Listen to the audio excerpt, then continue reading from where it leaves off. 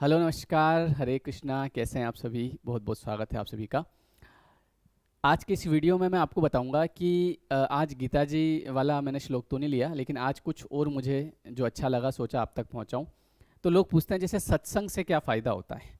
तो देखिए, अभी जैसे जैसे हम बड़े होते हैं तो वैसे वैसे हमारा जो मन होता है वो अशांत होता है। लेकिन आपने देखा होगा कि जब भी कोई आप सत्संग सुनते हैं, मतलब अच्छे लोगों का संग करते हैं और अच्छी बातें सुनते हैं, है ना, जब आप प्रवचन सुनते हैं तो उस समय आपका मन बड़ा शीतल हो जाता है, आपको बड़ा अच्छा लगता है। तो सुंदरकांड में एक दोहा आता है, वो ये आता है कि देखिएगा, इधर आपको दिखेगा कि तात स्वर्ग अपवर्ग सुख धरी तुला एक अंग, तूलन ताहि सकल मिली जो सुख लव सत्संग।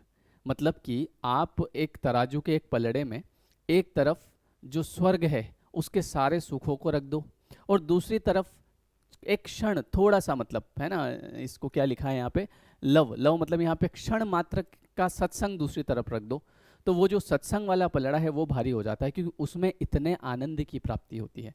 आपने जैसे देखा भी होगा कि जब आप जैसे कोई भी सत्संग का वीडियो देखते हैं या कोई भी वीडियो देखते हैं जिसमें अच्छी बात होती है, तो उससे आपका मन कितना शांत हो जाता है।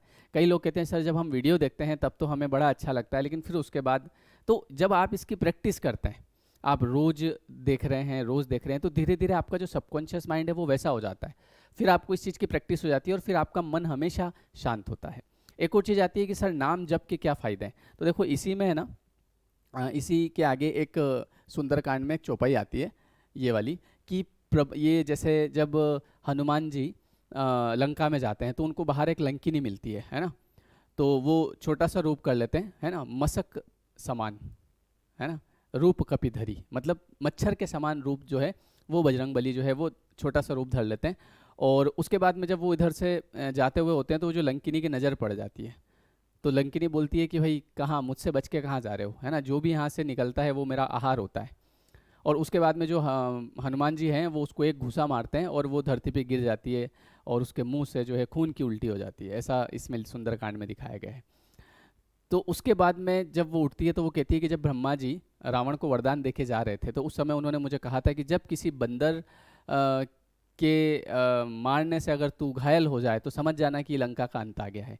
तो उसके बाद में जो लंकिनी है वो कहती है कि मैं बड़ी खुशकिस्मत हूँ, बड़ी सौभाग्यशाली हूँ कि मुझे भगवान राम के दूत के दर्शन हुए। तो वो कहती है कि प्रबसी नगर कीजे सब काजा, हृदय रा की कौशलपुर राजा, मतलब आप कौशलपुर के राजा भगवान राम को अपने हृदय में रखो, उनका नाम लेते जाओ और आप नगर में प्रवेश करो, है ना, आपकी जीत निश्चित रूप से होगी। और फिर आगे क्या लिखा आता है देखिए कि गरल सुधा रिपु करही मिताई। गरल सुधा मतलब जो विष होता है ना, वो अमृत के जैसा हो जाता है। जो भगवान का नाम लेता है उसके लिए विष भी अमृत हो जाता है।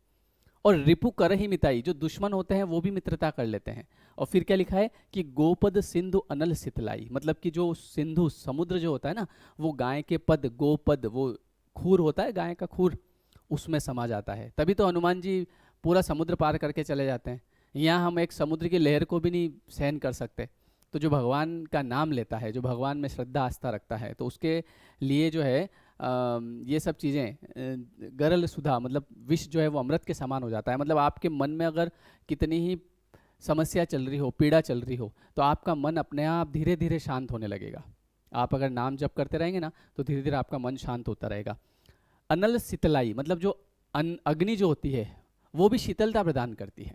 फिर आगे एक और बात आती है कि गरुड़ सुमेरु रेणु समताही, जो सुमेरु पर्वत है वो जो है रज के समान हो जाता है। राम कृपा करी चितवा जाही, जिसके ऊपर भगवान राम की कृपा हो जाती है। और भगवान राम की कृपा कब होती है? जब आप अच्छे काम करते हैं, जब आप हर इंसान में, हर इंसान में ईश्वर को देखते हैं, ईश्वरत्व देखते हैं। आपके घर में जो लोग हैं, है ना, बहू, पति, पत्नी, माता, पिता, सास, ससुर, जब सब में आप ईश्वर का भाव करते हैं कि मुझे इनकी सेवा करनी है, तो अपने आप ऊपर वाले की आपकी कृपा होती है, आपके ऊपर कृपा होती है। जब आप भगवान का नाम लेते हैं, ऊपर वाले की आपके ऊपर कृपा होती है, और सब चीज़ें अपने आप आपके जीवन में होती है। लेकिन ये बात लोग मानते नहीं है, भगवान का नाम नहीं लेते हैं। जब आप नाम लेना शुरू करोगे, जब आप सत्संग सुनना शुरू करोगे, तो अपने आप आपको खुद को लगेगा कि यार मेरे जीवन में परिवर्तन आ रहा है।